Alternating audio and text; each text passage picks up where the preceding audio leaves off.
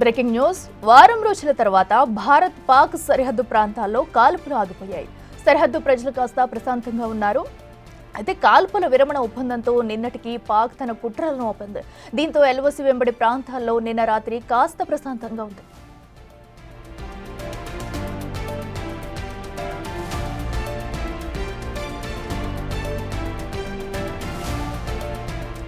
ఉదయం వ్యూహాలు, రాత్రి దాడులు. ఇది శనివారం రాత్రి వరకు 3 రోజుల పాటు సరిహద్దు ప్రాంతాలపై పాక్ పన్నాగం. డ్రోన్లు, బాంబులతో భారత్లోని సరిహద్దు ప్రాంతాల ప్రజలకు కంటి మీద కునుకు లేకుండా చేసింది పాక్. ఎలాంటి నష్టం లేకుండా మన సైన్యం శత్రు దేశాన్ని అడ్డుకోవడమే కాకుండా వారి రక్షణ వ్యవస్థను ధ్వంసం కూడా చేసింది.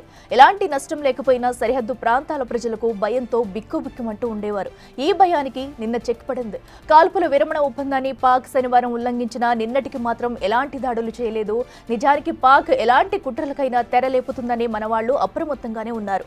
కానీ దాయాది దేశం ఆదివారం రాత్రి దాడులు చేయడానికి సాహసించలేదు.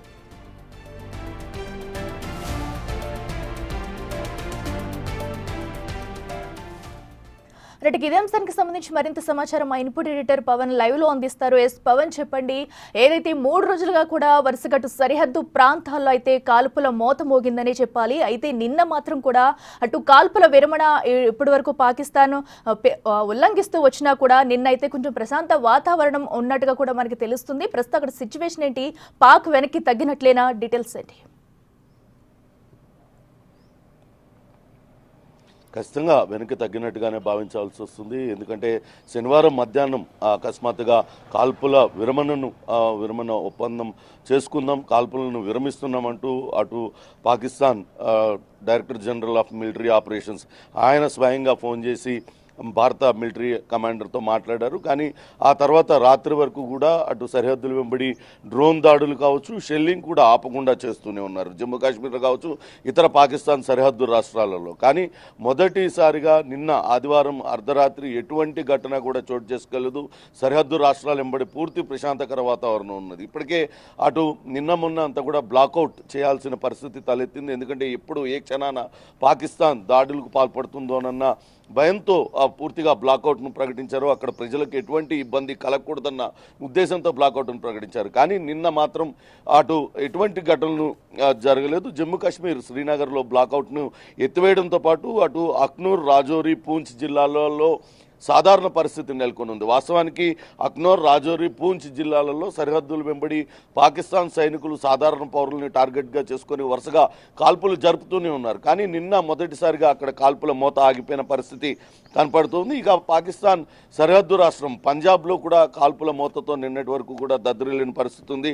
కానీ నిన్న అటు పఠాన్కోట్ కావచ్చు, ఫిరోజ్పూర్, అమృత్సర్లో కూడా పరిస్థితి సాధారణంగా ఉంది. రాజస్థాన్లో జైసల్మేర్ నగరంలో కూడా ఎటువంటి కాల్పులు కూడా నిన్న జరగలేదు. మొత్తం మీద అటు జైసల్మేర్లో మాత్రం నిన్న ముందు జాగ్రత్త చర్యగా బ్లాకౌట్ విధించిన పరిస్థితి ఉంది. మొదటి రోజు అటు ఆదివారం, ఈ రోజు మరి కాసేపట్లోనే 2 దేశాల మిలిటరీ అధికారులు సమావేశం కానున్నారు.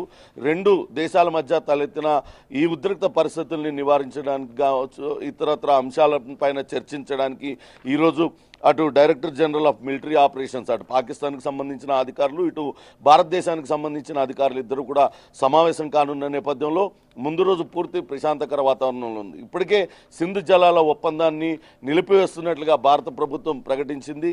దాంతో అటు పాకిస్తాన్ దిక్కుతోచని పరిస్థితిలో ఉంది. అంతేకాకుండా ఇటీవల వరుసగా పహల్గాం దాడి ఘటన తర్వాత అటు భారత్ సమర్థవంతంగా దాడుల్ని తిప్పికొట్టడమే కాకుండా పాకిస్తాన్కు ఆయువు పట్టు లాంటి అనేక మిలిటరీ కేంద్రాలపైన దాడి చేసింది, పూర్తిగా న్యూట్రలైజ్ చేసిన పరిస్థితి ఉంది. పలు అత్యాధునిక పాక్ యుద్ధ విమానాలను కూల్చివేశాం.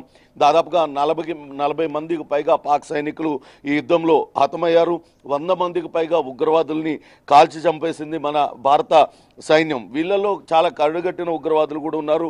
యూసుఫ్ అజార్ కావచ్చు, అబ్దుల్ మాలిక్ రవూఫ్, ముదాసిర్ అహ్మద్, వీళ్ళందరూ కూడా చాలా కరుడుగట్టిన ఉగ్రవాదులు. గతంలో కాందహార్ హైజాక్తో కావచ్చు, ఇట్లనే ముంబై మారణహోమానికి, పుల్వామా దాడికి ఘటనకు పాల్పడిన వాళ్ళందరూ కూడా ఈ మొన్న మన సైన్యం జరిపిన ఏదైతే ఫైట్లో వాళ్ళందరూ కూడా మృతి చెందిన పరిస్థితి ఉంది.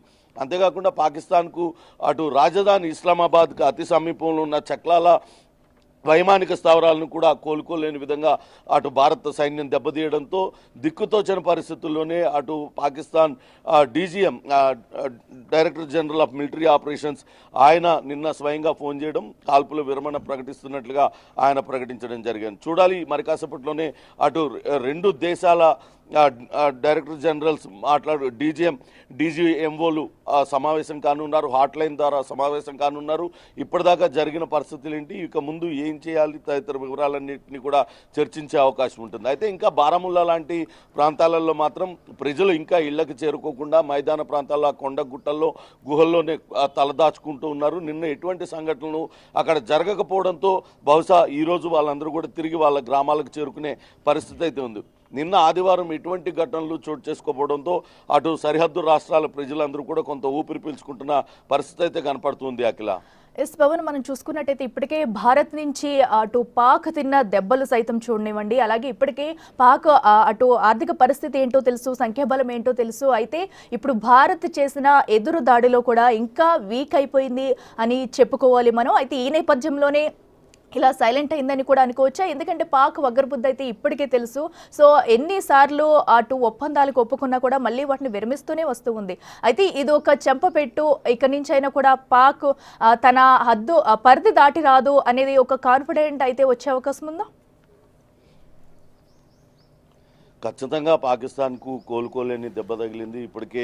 అందుకే అమెరికాను మధ్యవర్తిత్వం చెయ్యమంటూ వాళ్ళు కాలబేరానికి వెళ్ళిన పరిస్థితి. ఇప్పటికీ నిన్న ప్రధాని మోడీ అధ్యక్షతన ఉన్నత స్థాయి సమావేశం జరిగింది. అటు విదేశాంగ శాఖ మంత్రి జైశంకర్, జాతీయ భద్రతా సలహాదారు అజిత్ దోవల్తో పాటు chief of defence staff general Anil Chauhan, విదేశాంగ కార్యదర్శి విక్రమ్ మిశ్రీ వీళ్ళందరూ కూడా సమావేశమయ్యారు. జరుగుతున్న పరిణామాలన్నింటినీ కూడా ఆయన దృష్టికి తీసుకొచ్చారు. కానీ పాక్ ఇటు ఆపరేషన్ సింధూర్ ఇంకా కూడా ముగియలేదు. సీమాంతర ఉగ్రవాన్ని, క్రాస్ బోర్డర్ టెర్రరిజాన్ని కనుక ప్రోత్సహిస్తే చెల్లించాల్సిన మూల్యం తగినంతగా ఉంటుంది. ఖచ్చితంగా ఊరుకునే పరిస్థితి అయితే లేదు. వాళ్ళు డ్రోన్లతో దాడి చేస్తే మీరు మిజైళ్లతో దాడి చేయండి అంటూ పూర్తి స్థాయి స్వేచ్ఛ అటు సైనికాధికారులకి నిన్న మోడీ ఇవ్వడం జరిగింది. అట్లనే అటు సైనిక కమాండర్లకు కూడా director general of military operations Upendra Dwivedi army కమాండర్లకు కూడా పూర్తి స్వేచ్ఛనిచ్చారు. ఎటువంటి సంఘటనలు జరిగినా చూస్తూ ఊరుకోవద్దు. శనివారం రోజు అటు కాల్పుల విరమణ చేస్తున్నామని ప్రకటించి తిరిగి డ్రోన్ దాడులకు పాల్పడుతుంది తీవ్రంగా ఖండిస్తుంది. అదే విషయాన్ని అమెరికా దృష్టికి కూడా తీసుకువెళ్ళింది. ఇదే వైఖరి కనుక కొనసాగితే పూర్తి స్థాయిలో తుడిచిపెట్టేస్తామంటూ హెచ్చరికలు జారీ చేయడంతోనే పాకిస్తాన్ వెనుక తగ్గినట్టుగా భావించాల్సి ఉంటుంది.